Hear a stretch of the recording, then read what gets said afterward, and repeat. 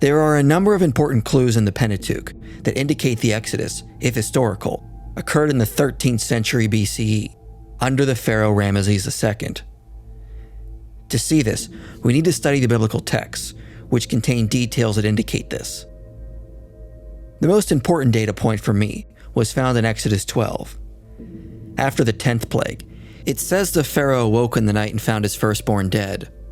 Then he called for Moses and Aaron and told them to depart. The Egyptians were urgent with the Hebrews, and they were basically on their way out the next morning.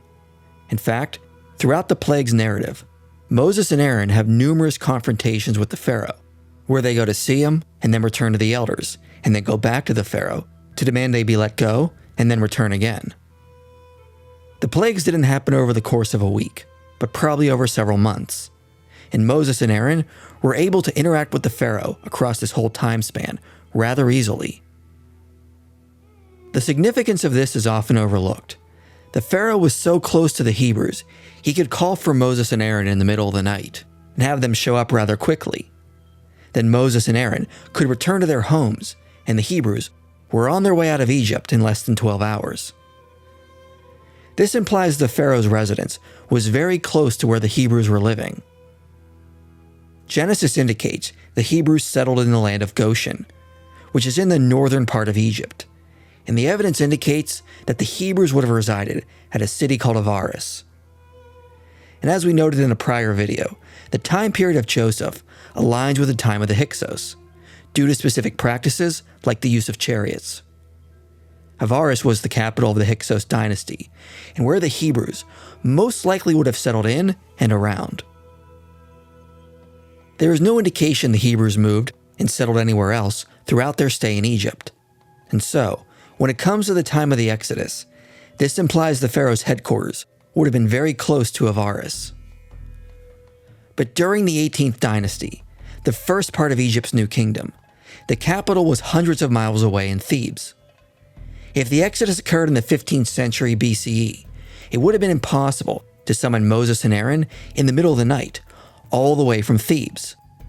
However, in the 13th century, the 19th dynasty of Egypt took over, and the capital was moved from Thebes to a new city called Rameses.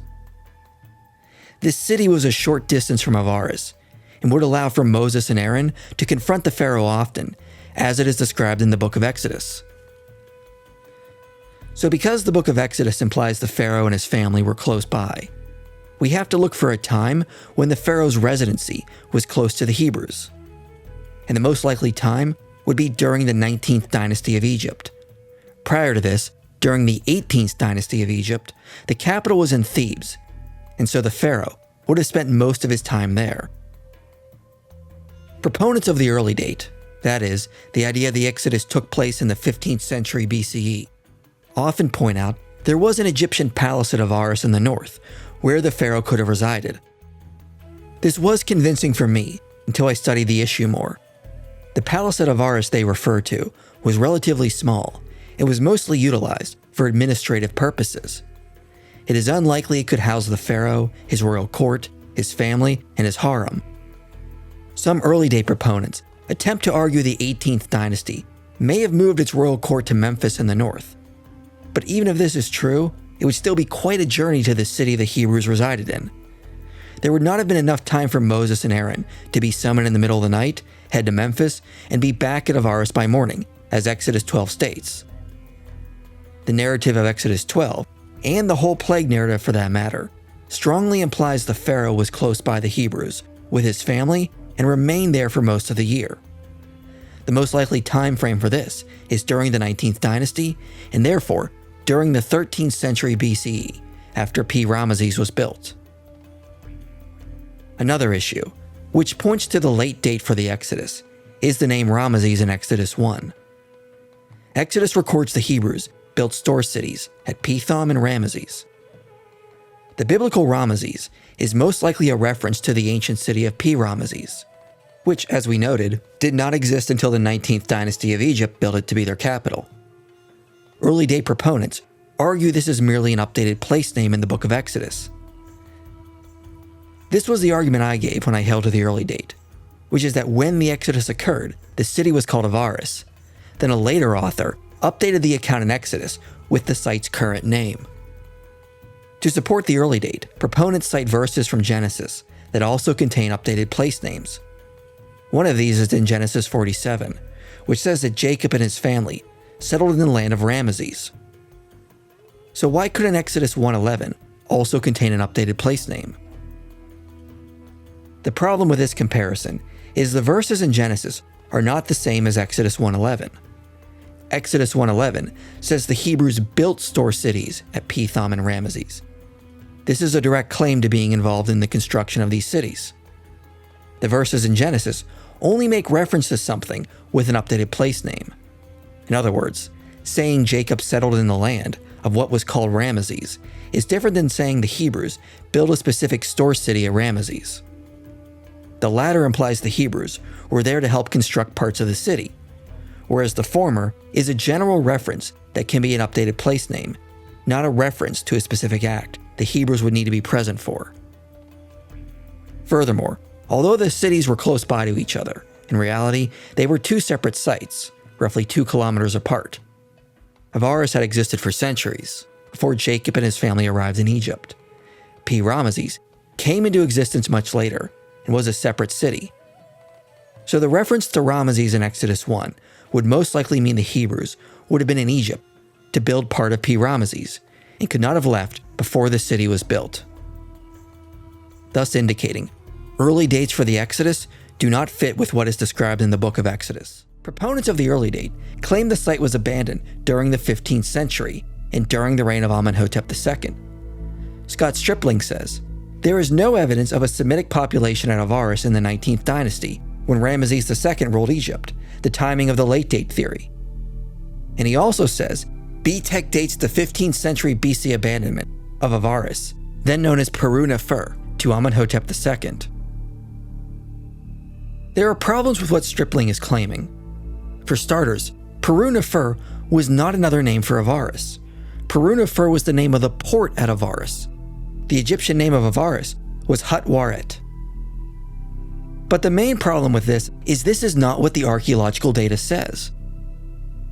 One of the reasons I came to reject the early date for the Exodus was because of this very issue. If you read BTEC more closely, he doesn't say the entire site of Avaris was abandoned during the reign of Amenhotep II. Only the palatial district, which is only about 5 hectares in size. The larger portion of the city that centered around the temple of Baal remained there. And this was the Asiatic population that had been there since the Hyksos that BTEC refers to. In reality, BTEC is talking about the Egyptian administrators abandoning the site in the 15th century, not the Semitic population.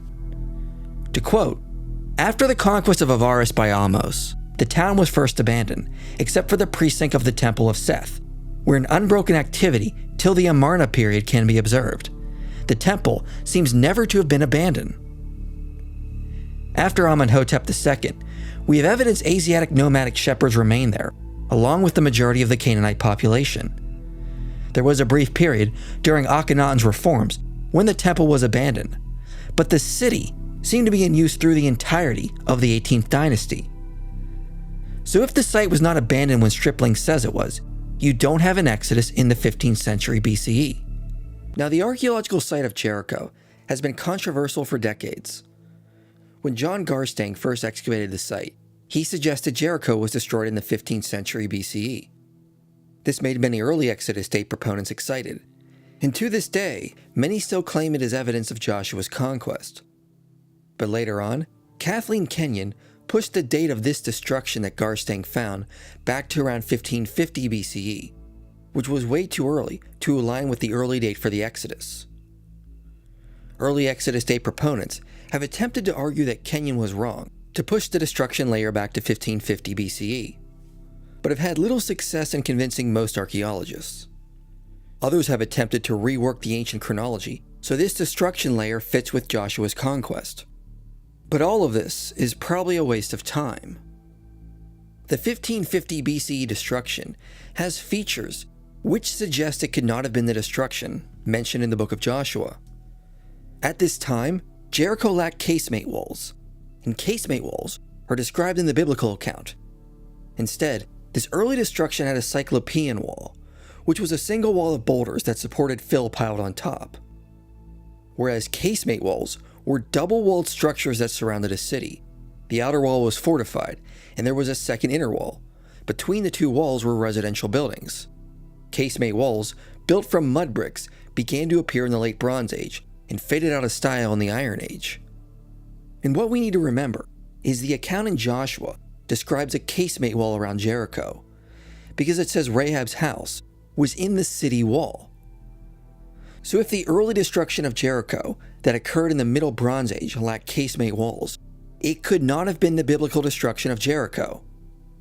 Additionally, this early destruction also displayed evidence the city was sieged with battering rams. The biblical destruction was caused by an earthquake, and Israel did not need to use battering rams. So even if this destruction could be redated, it would still not fit with the biblical account.